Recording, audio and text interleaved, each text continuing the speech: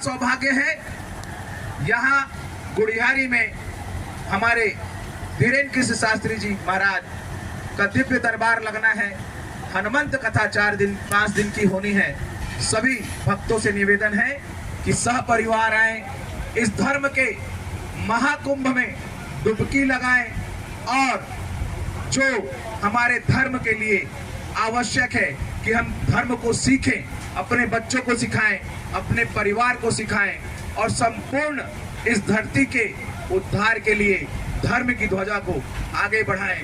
हम भी आगे बढ़ाएं, आप भी आगे बढ़ाएं, सभी मिलकर इस ऐतिहासिक कार्यक्रम, इस महाकुंभ को सफल बनाएं। मीडिया का एक अलग से डी बनाया जाएगा ताकि आप लोग उसमें अच्छे से कवर कर सके। प्रयास पूरा रहेगा, लेकिन उसके बाद भी आप जानते हैं क्योंकि भीड़ जो रहती है बहुत ज्यादा रहती है, अगर कुछ अव्यवस्था हो गई हो या टूटी हो तो मैं क्षमा चाहूंगा पहले से, लेकिन हमारी तरफ से हम संपूर्ण व्यवस्था देंगे, चाहे वो शौचालय की व्यवस्था हो महिलाओं के लिए, चाहे वो आगंतुकों के लिए रुकने की व्यवस्था हो, चाहे वो कार्यालय, आप देख रहे हैं कैसा कार्यालय बना है तो उससे समझ आता होगा कि हम कैसी व्यवस्था लोगों को देने का प्रयास कर रहे हैं। पार्किंग के लिए ये पूरा पीछे का ग्राउंड हम खाली करवा रहे हैं, पूरी उसमें काम चल रही है। कुछ हमारे विशिष्ट जन हैं जिनको हमको बैठाने के लिए व्यवस्था देनी पड़ेगी, वो व्यवस्था हम करेंगे। और जो पहले आएगा, आप जानते हैं हर बार की तरह एकदम फ्रंट सामने तक आदमी बैठ सकता है।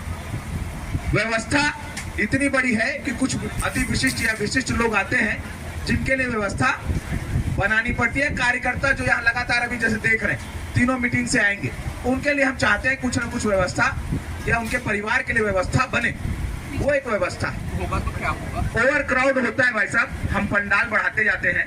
पिछली बार भी हमारा पंडाल लगातार हनुमान मंदिर तक चला गया था। जैसे जैसे पब्लिक आती जाएगी हम निश्चित रूप से उनके लिए पंडाल की व्यवस्था बढ़ाते। यातायात के लिए हमारे 500 वॉलंटियर्स लगेंगे निजी रूप से, सरकार के लोग लगेंगे, पुलिस प्रशासन लगेगा। आप पिछले बार भी देखें यातायात बाधित नहीं हुआ कहीं पर भी, इस बार भी नहीं होगा। चोरी चकारी के लिए मेरा निवेदन है कि कोई भी हमारी माताएं सोने का चैन ऐसी कुछ चीजें ना पहन के आए, कथा सुनने के जब आए तो उसको निकाल के आए, क्योंकि बहुत पब्लिक है और पब्लिक के बीच इस प्रकार के लोग आ ही जाते हैं। निवेदन है कि महिलाएं किसी प्रकार के सोने की चांदी की चैन पहन। कथा का समय 3 बजे से लेकर 7 बजे तक, 4 तारीख से लेकर 8 तारीख तक, और बीच में दिव्य दरबार लगेगा, वो महाराज जी बताएंगे। दिव्य हनुमंत कथा हो रही है बागेश्वर महाराज जी की। सभी भक्तों से निवेदन है कि इस महाकुंभ में आए और इस आस्था की डुबकी लगाएं और अपने आप को कृतार्थ करें, अपने परिवार को कृतार्थ करें, इस समाज को कृतार्थ करें। जय श्री राम, जय बागेश्वर धाम। करने की ये कोशिश है कि व्यवस्था के जो लोग हैं अपनी व्यवस्था को अपनी जगह पे संभालें।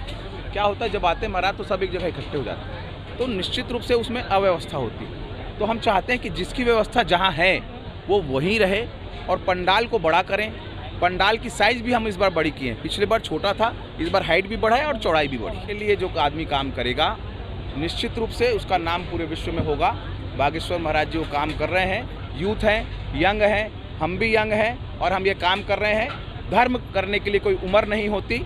निश्चित रूप से इंसान जब से जागृत हो तब से वो धर्म का काम कर सकता है।